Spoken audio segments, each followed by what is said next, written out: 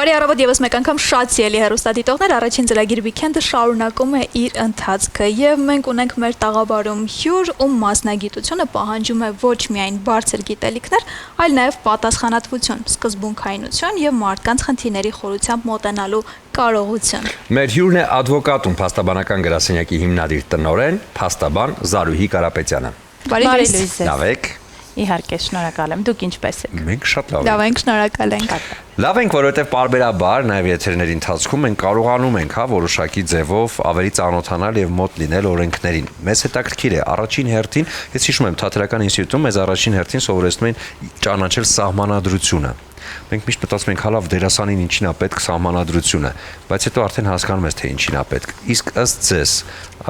քաղաքացուն ամեն առաջինի որ օրենքն է, որ մարդ պիտի իմանա եւ ֆիքսի իր համար։ Առհասարակ, այսպես կասեմ, ուրեմն քաղաքացուն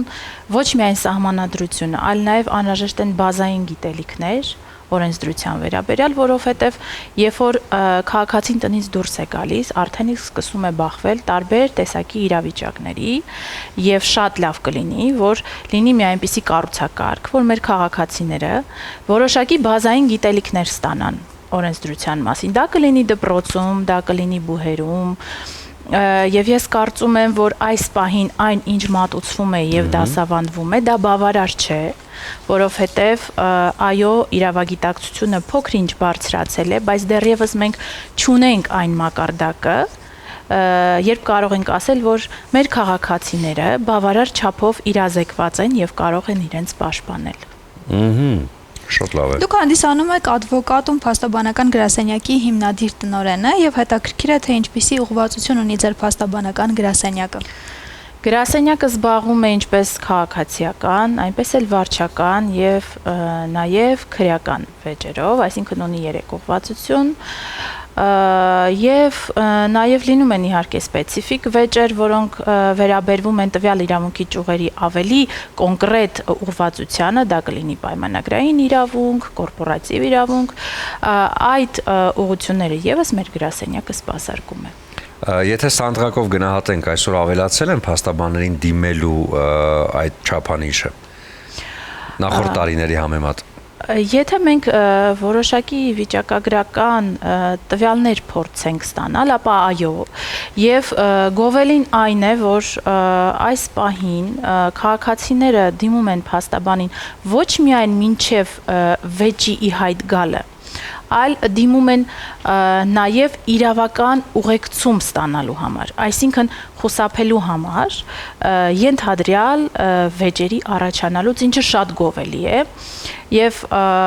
քաղաքացին, որը իրազեկված է եւ կարող է նախնական փուլում արդեն իսկ օրինակ առուվաճառքի տան, առուվաճառքի գործարք է, քաղաքացին այլևս չի սպասում, որպեսի որոշակի ենթադրյալ վեճի առաջ կանգնի, որպեսի գա դիմի փաստաբանին։ Արդեն իսկ բոլոր գործարքներում պահանջում է փաստաբանի ուղեկցում, ինչը շատ գովելի է հիմա։ Շատ լավ, իսկ ինչպիսի վեճերն են, որոնք գերակշռում են հատկապես ձեր դատական գործերում։ Տեսեք, եթե մենք փորձենք վերլուծենք վեճերի գերակշռությունը, ապա կարող ենք հանգել հետևյալին, որ այս պահին ակտուալ է ավելի շատ սնանկության գործերը, որը որպես այդպիսին վեճ անվանել չենք կարող, եւ բավականին շատ են ամուսնաընտանեկան վեճերը, այսինքն ամուսնալուծություն, երեխաների տեսակցության կարգ, ալիմենտ, բնակության վայր եւ այլն։ Իսկ որ պատճառն է, ինչ պատճառն է ավելի շատ գերակշռում ամուսնալուծությունների պարագայում։ Տեսեք, այստեղ մենք կարող ենք դրամաբանական կապ տանել ձեր առաջին հարցի, այսինքն ինչ պիտի քաղաքացին իմանա, որպեսզի խուսափի հետագա խնդիրներից եւ այս հարցի ուրեմն միջև։ Տեսեք, երբ որ քաղաքացին բավարար չափով կրթված է եւ արդեն գիտակից հասակում, այսինքն դպրոցական բարձր դասարաններում կամ բուհում իրազեկված է եւ ընտանեկան կյանքի վերաբերյալ, չէ՞ որ ընտանեկան կյանքը դա ոչ միայն ինչ որ լիրիկական հարցեր են, դրանք նաեւ օրենսդրական հարցեր են, դրանք նաեւ հոգեբանական հարցեր են եւ շատ լավ կլինի, որ մենք ունենանք մոդել, այսինքն կրթության այնպիսի մոդել, որ երեխաները բարձր դասարաններում եւ բուհում սովորող ուսանողները որոշակի առարկաներ անցնեն, օրինակ ընտանեկան հոգեբանություն, ընտանիք ստեղծելու նախապայմաններ։ Սա ուղղակի իմ կարծիքն է, այսինքն ինչպես կարելի է այդ առարկաները ձևակերպել, որովհետև ներկա պահին այդ վեճերի հիմքը, երբ որ մենք ուսումնասիրում ենք, այնքան չմտածված են, այնքան իհարկե չենք բացառում նաև այն դեպքերը, որ ուղղակի դա անհրաժեշտ է, չնայած ես կարծում եմ որևիցե տղամարդ պետք է անպատիժ չմնա եւ բոլորը պիտի ամուսնացած լինեն։ Հա, այդ առումով, օքեյ։ Սակայն նշեմ դա մի քիչ հումորային, իսկ եթե մենք խնդրի մասին լուրջ խոսենք, ապա պետք է, եթե ուսումնասիրում ենք հիմքերը, դրանք շատ անմիտ են, բավականին պրիմիտիվ են, այսինքն երբ որ խոսում ես թե ամուսնու թե կնոջ հետ, հանգում ես այն մտքին, որ ամուսնալուծության հիմքը կարելի էր վերացնել դեռևս մինչև ամուսնությունը, այսինքն անձը կարող էր գիտակցել իր քայլը, գիտակցել թե ում հետ է ընտանիք կազմում եւ հնարավորինս խուսափեր հետագա խնդիրներից։ Իսկ այս դեպքերում օրենսդրության մեջ սիրո մասին կետ կա, որտեղ սիրո բացակայությունը բերում է խնդիրների եւ որը հանգեցնում է ամուսնալուծության։ Ցանկացած, ուրեմն իրավունք, ցանկացած օրենք եւ նորմատիվ ակտ ելնում է հասարակական հարաբերություններից։ Այսինքն չկա որևիցե օրենք, որը չի բխել եւ չի առաջացել մարդկային հարաբերություններից եւ որը չի կարգավորում մարդկային հարաբերությունները։ Տեսեք, սերը դա ընտանիքի հիմքն է։ Եվ ընտանեկան օրենսգիրքը ունի բազմաթիվ նորմեր, բազմաթիվ հոդվածներ, որոնք իհարկե սիրո մասին չեն, բայց երեխայի հանդեպ հոգատարության, կնոջ հանդեպ հոգատարության, հղի կնոջ հանդեպ հոգատարության մասին են։ Օրինակ, ամուսինը իրավունք չունի հղի կնոջից բաժանվել, ամուսնալուծվել։ Այսինքն, երբ որ կինը գտնվում է հղիության վիճակում, ամուսինը իրավունք չունի հայցադիմում ներկայացնել դատարան եւ ամուսնալուծվել կնոջից։ Այսինքն, ինչ կարող ենք ենթադրել, որ այդ ժամանակահատվածում կնոջը հոգատարություն է անհրաժեշտ, կնոջը անհրաժեշտ է կայուն նյարդային վիճակ։ Բայց եթե ամուսինը հակառակն է ցուցաբերում կնոջ հանդեպ, հոգատարության փոխարեն ճնշում, Կինը կարող է այդ դեպքում բաժանվել։ Կինը այո, կարող է իր համաձայնությունը տալ եւ ամուսնալուծվել, եւ այստեղ մի շատ կարեւոր խնդիր կա։ Երբեմն ամուսինները, հատկապես ամուսնալուծվող, երեխաների հետ խնդիրներ ունեցող, այսինքն ալիմենտ, տեսակցության կարգ եւ այլն, երբեմն նաև ունեն հոգեբանական աջակցության կարիք։ Այսինքն, եթե մենք այսպես դատենք, օրինակ, եթե փաստաբանությունը գնում է առաջ, ապա զուգահեռ նաև հոգեբանության ինստիտուտը իրավունքի ոլորտում պիտի առաջ շարժվի, որպեսզի քաղաքացին հասկանա, երբ որ ինքը դիմում է ամուսնալուծության, ամուսնաընտանեկան վեճերով փաստաբանին, իրեն անհրաժեշտ է լինելու նաև հոգեբան։ Շատ է եղել եւ իմ փորձից կարող եմ ասել, որ ես նույնիսկ կանչել եմ օրինակ ամուսնուն, առանձին զրուցել եմ, բացատրել եմ իրավիճակը, նրանք հաշտության են եկել։ Այսինքն մարդիկ ու դեռևս շարունակում են միասին ապրել։ Այսինքն այստեղ կարևոր է ոչ միայն փաստաբանի դերը, այլ նաև չէ որ այլ երկրներում մենք տեսնում ենք, այո, մենք տեսնում ենք այլ երկրներում, հատկապես ֆիլմերում, որ զույգեր դիմում են հոգեբանների, երբ որ իրենք չեն կարողանում որոշակի հարցի շուրջ գտնել ընդհանուր համաձայնություն։ Այդ ինստիտուտը Հայաստանում եւս պետք է գործի։ Եվ դա շատ կարևոր է։ Եվ ինձ շատ հետաքրքիր է, օրինակ, երբ նշեցիք, որ ինքներդ խորհուրդ եք տալիս կամ ուղղորդում եք զույգին հոգեբանի դիմել, ինչ արձագանքներ կան, ամենաշատը ինչպիսի արձագանք եք զույգից ստանում, համաձայնում են, թե հակառակը մտածում են, որ հոգեբանին դիմելը ինչ-որ կարծրատիպային հստակ չէ, որ շփիտ։ Մենք նորից վերադարձանք մեր առաջին հարցին։ Մենք ոնց գնում ենք առաջին հարցին ենք վերադառնում։ Որովհետև ամեն ինչ այդտեղից է գալիս։ Ուրեմն, տեսեք, երբ որ զույգին ուղղորդում ես, որ ճիշտ կլինի, որ դուք նաև հոգեբանի աջակցություն ստանաք։ Իհարկե ոչ բոլորին ենք ուղղորդում, որովհետև կախված իրենց դիմումից, կախված գործի առանձնահատկություններից չես կարող բոլորին ուղղորդել եւ երբեմն դու ինքդ ստանձնում ես այդ հոգեբանի դերը։ Այս վերջերս մի այդպիսի դեպք տեղի ունեցավ, իհարկե, քանի որ փաստաբանական գաղտնիք է, մանրամասներ չեմ կարող բացահայտել, բայց Քանի որ Հայաստանի Հանրապետությունում պարտադիր է դարձել ամուսնաընտանեկան վեճերով սկզբից հաշտարարին դիմել, հետո այնուհետև համաձայնություն չստանալու դեպքում դատարան, եւ հաշտարարին դիմելու փուլում եւս փաստաբանը ներգրավված է լինում շատ հաճախ եւ հանդես գալիս կողմի անունից, ես ուրեմն չեն կարողանում զույգերը գալ ընդհանուր համաձայնության իրենց ունեցվածքի կիսելու հարցում, ալիմենտային պարտավորություններ եւ այլն այդպես շարունակ։ Ես առանձին զրուցել եմ, ես պաշտպանում էի կնոջը, առանձին զրուցել եմ ամուսնու հետ եւ իրեն ասել եմ, որ գիտես, ես կարող եմ դիմել դատարան եւ դուք երկուսդ էլ կզրկվեք ձեր ամբողջ ունեցվածքից։ Այսինքն ինչ պիտի լինի։ Պիտի գնա աճուրդի ձեր գույքը։ Այսինքն մեկ այլ անձ կգնի կամ դուք մեկ այլ անձի միջոցով կամ դուք կգնեք մյուս բաժնեմասը, բայց չի շահի ոչ ոք։ Չէ՞ որ ինձ համար ավելի շահավետ է որպես փաստաբան, որպեսզի ես գործը շարունակեմ, բայց այստեղ շատ կարևոր է աշխատանքը։ Այսինքն ոչ միայն պիտի քաղաքացիներդ աշխատես որպես փաստաբան, այլ նաև որպես հոգեբան եւ ելնես իրենց շահերից նաև։ Եվ բացատրելուց հետո, որ դուք կանգնած եք ամեն ինչ կորցնելու վտանգի առջև արդեն կորցրել եք ձեր ընտանիքը, մյուս կողմը համաձայնեց կոմպրոմիսային լուծման, այսինքն հաշտարարության փուլում մենք ավարտեցինք։ Այդպես եւս լինում է եւ լինում է լրիվ հակառակ պատկերը, երբ որ կողմերը ընդհանրապես որևիցե համաձայնության չեն գալիս եւ նույնիսկ հոգեբան աշխատի, նույնիսկ փաստաբան աշխատի, միագիր քաթեն, այո, դատական կարգն։ Իսկ ինչ եք կարծում, կան արդյոք բացեր օրենքում եւ քաղաքացիների համար եւ պետության կողմից։ Իհարկե կան բացեր, բացերը շատ են։ Ինձ համար ամենանշանակալի բացը, որ ես բախվում եմ շատ հաճախ, դա այն է, երբ երեխան առանց մյուս ծնողի թույլտվության կարող է հատել Հայաստանի Հանրապետության սահմանը։ Դա վերաբերվում է ԱՊՀ երկրներին, Եգիպտոս ուղղությանը, Էմիրություններ ուղղությանը։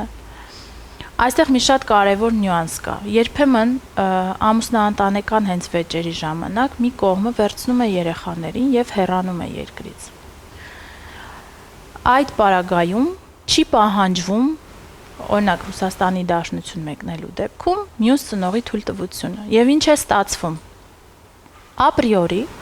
մյուս ծնողը զրկված է իր երեխաների հետ շփվելու հնարավորությունից։ Անկամ եթե պահանջում է տեսակցության կարգ, պահանջում է բնակության վայրը փոխել, արդեն իսկ սա դժվարեցնում է հետագա ընթացքը։ Եվ սա նաև ինչ է, սա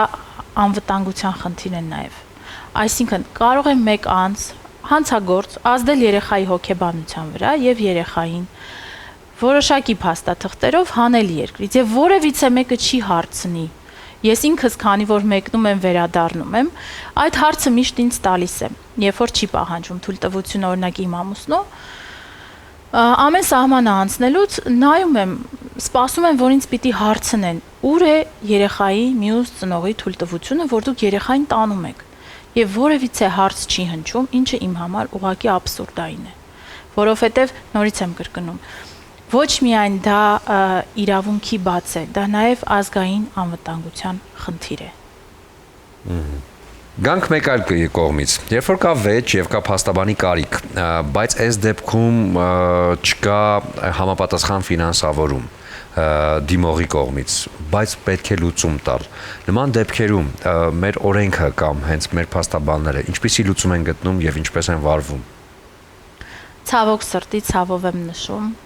Հայաստանի Հանրապետության օրենսդրության մեջ փաստաբանական ծառայություններին վերաբերող տեղի ունեցան փոփոխություններ, համաձայն որի փաստաբանը իրավունք չունի անվճար իրավաբանական օգնություն ցուցաբերելու։ Եվ այդ բեռը դրվեց հանրային պաշտպանի գրասենյակի վրա։ Ես սա ցավով եմ նշում, դա հիմնականում կապվեց հարկային պարտավորություններից խուսափելու եւ այլն։ Ես կարծում եմ, որ կարելի էր այլ լծակներ գտնել այդ հարցը կարգավորելու համար եւ քաղաքացու իրավունքը ստանալ իրավական օգնություն, որը պաշտպանված է ինչպես միջազգային կոնվենցիաներով, այնպես էլ սահմանադրությամբ, այստեղ որոշակիորեն խախտվեց։ Խախտվեց այն իմաստով, որ ինքնուրույն գործունեություն իրականացնող փաստաբանի մոտ այլևս քաղաքացին անվճար իրավաբանական օգնություն ստանալու խնդրանքով չի կարող դիմել։ Բայց մեր գրասենյակը, advocatum փաստաբանական գրասենյակը անվճար իրավաբանական խորհրդատվություն է տրամադրում։ Այսինքն մինչև վեճի հարուցումը, այսինքն դատարան կլինի, հաշտարարի տիրույթում կլինի, թե դրանք պայմանագրային հարաբերություններ են, որտեղ ուղղակի ներկայացուցչություն է անհրաժեշտ, մենք լսում ենք քաղաքացուն, հասկանում ենք իր խնդիրը եւ եթե քաղաքացին վճարունակ չէ, անպայման նշվում է, որ դա ոչ թե մեր քմահաճույքն է կամ ցանկությունը, որ մենք չենք կարող ուղղակի իրեն տրամադրել օգնություն, դա օրենքի պահանջն է եւ իհարկե ուղղորդում ենք հանրային պաշտպանի գրասենյակ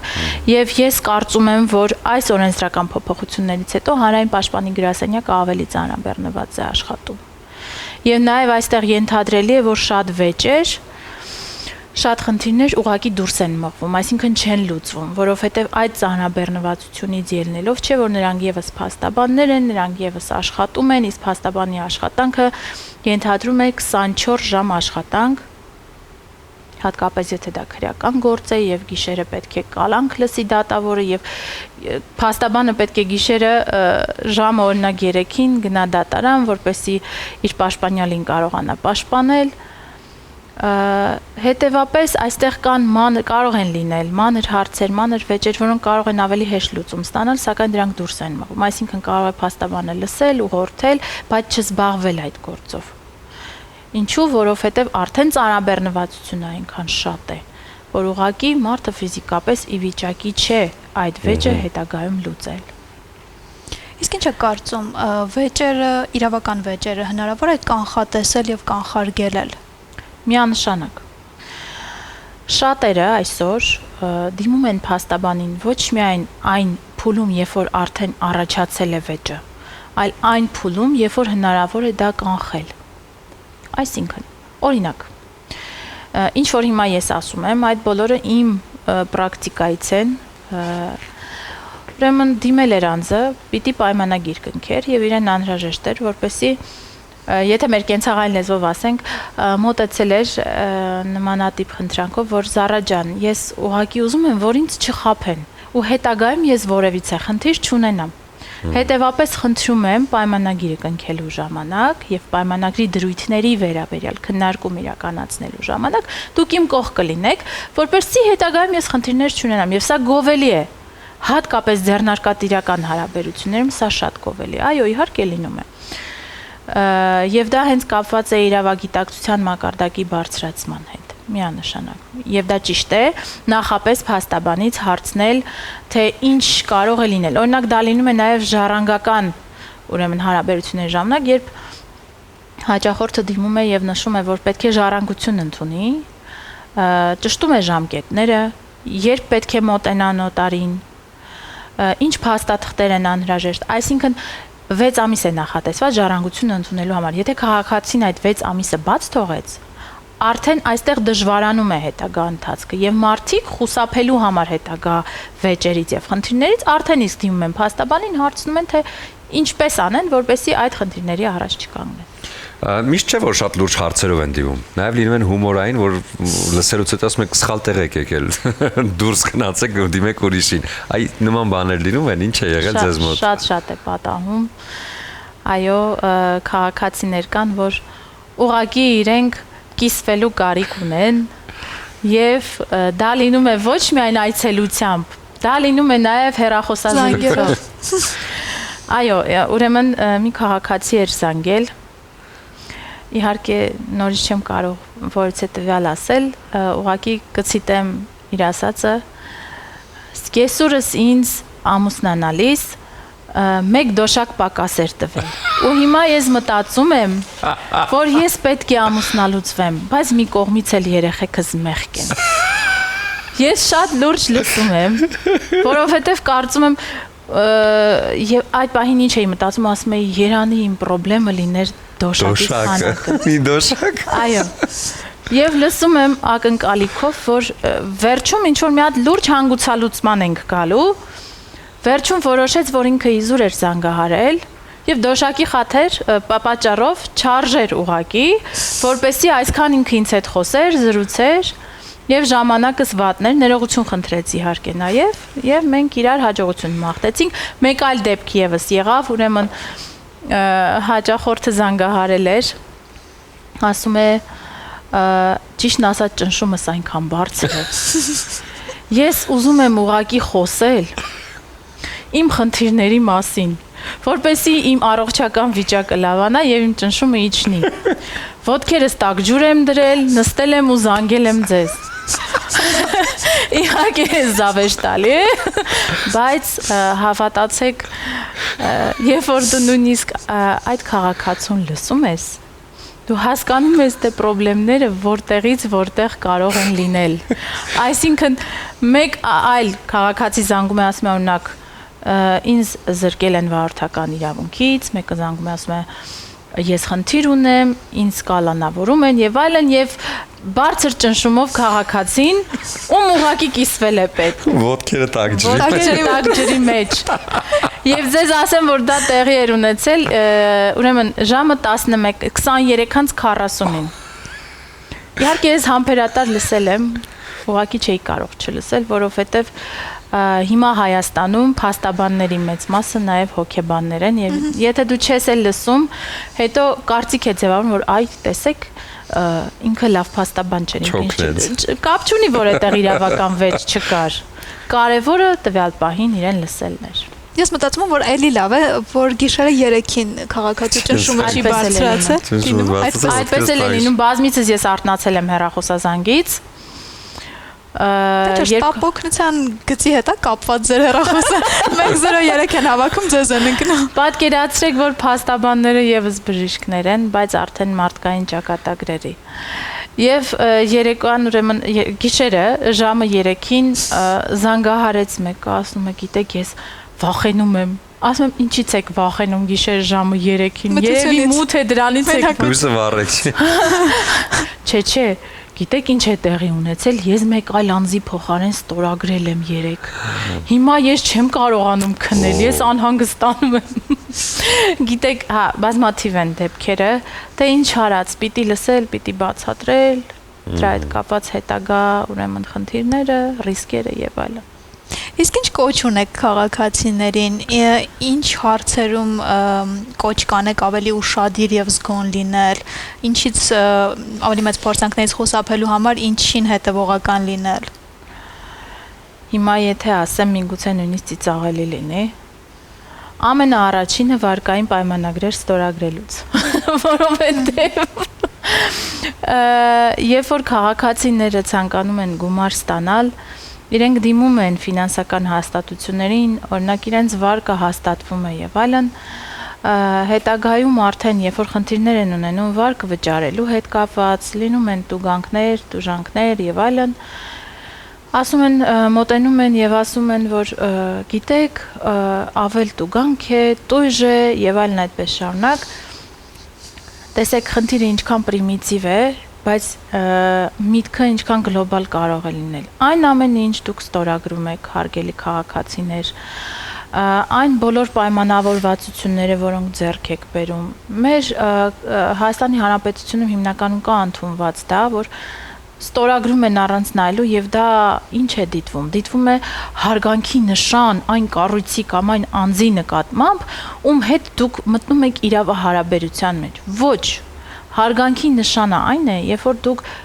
նախ կարդում եք, թե ինչի համար եք ստորագրում։ Օրինակ, երբ որ մոտենում են ինձ եւ փաստաբանական ծառայության վերաբերյալ պայմանագիր են կազմում եւ կնքում, եւ ես տեսնում եմ, որ անձը չկարդաց, այլ ուղակի ստորագրեց, անպայման բոլոր էական կետերը ես կարդում եմ։ Կարդում եմ եւ զգուշացնում եմ, որ դուք ստորագրեցիք առանց կարդալու։ Դուք ինչ գիտեք, ես ինչ էի գրել այնտեղ, ասում են, դե ձեզ վստահում ենք, ասում եմ, վստահությունը միայն դա բավարար չէ։ Այսինքն, ինչն է կարևոր։ Կարևորը յուրաքանչյուր քայլ կատարելուց առաջ կլինի դա պայմանագիր ստորագրել, կլինի դա որոշակի հարաբերությունների մեջ մտնել, գնալ պետական մարմին եւ այլն այդպես շարունակ։ Գոնե ուսումնասիրել այն խնդիրը իրավական տեսանկյունից, որի հետ դուք բախվելու եք, կամ դիմել փաստաբանին, ստանալ նախնական որոշակի խորհրդատվություն, որպեսզի հետագամ եւ վեճերի քանակը նվազի, եւ քաղաքացիները խուսափեն խնդիրների մեջ ընկնելուց։ Դե գովելի փաստը նա է, որ այսօր արդեն մշակույթ է ձևավորվել իրավաբանին դիմելու հենց սկզբում, այլ ոչ թե վերջում, երբ որ բանը բանից անցել է արդեն։ Այո, դա եւս կա, այո, եւ Ամեն դեպքում այն լավ պահերը, որ նշեցիք, ոտքերը տակժուր դրած հաճախորդները որ զանգում են, այդ պահերը ֆիքսելու համար ընդհանրապես ձեր գործը ես հասկանում շատ լարված է, որտեղ անընդհատ մարդկանց խնդիրներն եք լսում, նրանց հետ ապրում եք այդ մի քանի րոպեն, նրանց պատմություններով, բայց նաև պետք է լավ պահեր փնտրեք, որպեսզի ստիմուլ լինի հետագա աշխատանքների համար։ Ձեզ նվիրում ենք զանգուն Վեդիալկոյի կողմից ներկայացվող կարմիր հրաշալի գինին, որը լավ պահերը ֆիքսելու համար է։ Համոզված եմ, որ շատ առիթներ ունեք նշելու։ Իհարկե, ոչ միայն լավ պահերը ֆիքսելու, եւս մեկ բան պատմեմ եւ ավարտենք, ուրեմն, քանի որ խոսեցինք խմիչքից, մի անգամ մի հաճախորդ եկավ եւ տեսավ, որ ամբողջ այսպես կողքս թղթեր են դրված, ես այդ թղթերի մեջ խորացած, ինքը ինձ հարցեր է տալիս, ես համ պատասխանում եմ, համ գրում եմ, համ համակարգչով գործ եմ անում, մեկ էլ այսպես արեց, քուր ջան, մի րոպե գալիս եմ։ Ասաց, լավ, բայց ուր եք գնում, ավարտենք նոր, չէ, մի րոպե գալիս եմ։ Եվ ես նստած սպասում եմ, երբ պիտի վերադառնա, ուրեմն մի զավեշտալի իրավիճակ, չեխական օղին իր ձեռքին, մտավ ներս, քուր ջան, ասում եմ, լսում եմ ձեզ, այս խմի մի հատ թուլացի, մի հատ լարվածությունը թող իջնի, հետո կաշխատես, ես վաղը կգամ։ Վաղը։ Ինչի համար եմ ասում, երբեմն դա ոչ միայն ուղղակի ինչ-որ բան տոնելու համար է, այլ նաև աշխատանքից կտա։ Բայց սկզբում գոռացել եք, թե տենց ուղղակի Բոլորովին։ օդից բռնեց, որ Չէ, ուղղակի նյարդային եք։ միգուցե ես իր մեղքը եկա այդ իրավիճակում, տեսա, որ շատ լարված եմ աշխատում։ Ամեն դեպքում ուրախ անցնում ձեր մոտ։ Շնորհակալ եմ, ես մինչև հիմա բայել եմ այդ։ Շնորհակալություն, որ առավոտը սկսեցիք մեզ հետ, մենք մաղթում ենք, Այո։ որ Շնորհակալություն։ հաղթանակները ձեր գործում շատ լինեն եւ հատկապես զույգերին հաշտեցնելու հարցում շատ լինեն։ Շնորհակալ եմ ձեզ նույնպես։ Շնորհակալ եմ ինձ հյուրընկալելու համար, նաև նշեմ, որ երբ կցանկանաք, երբ կունենաք Աստված ոչանի խնդիր ունենաք, ես պատրաստ եմ ձեզ լսել եւ ձեզ ընդունել։ Թող դա լինի լավ առիթներով, բնակարան գնելու, գույք ձեռք բերելու, շարժական եւ անշարժ եւ այլն։ Իսկ ձեզ ինչպես կարելի է դիմել եւ ուր գալ, եթե Գրասենյակը ահա։ կոչվում է Advocatum, մեր հեռախոսահամարն է 093 233 430, գտնվում է կենտրոն վարչական շրջանում, Արգիշտի 7/6 188 տարածք հասցեում։ Սիրով կսպասեմ բոլորին։ Շնորհակալություն, ինչպես ասում են, պաշտպանված ես, եթե տեղեկացված ես, նախորոք իմացեք ձեր օրենքները եւ պարբերաբար իհարկե դիմեք փաստաբաններին, եթե խորհրդակցության կարիք ունեք։ Հիշեցնեմ, մեր հյուրն էր Զարուհի Կարապետյանը, Advocatum փաստաբանական գրասենյակի հիմնադիր տնօրեն փաստաբան։ Շնորհակալություն ձեզ։ Շնորհակալություն ձեզ։ Դե հիմա կարճատև դադար մեր եթերը։ լրիվ օրենքով։ Այո, որից հետո վերադառնանք եւ շարունակենք մեր առավոտը։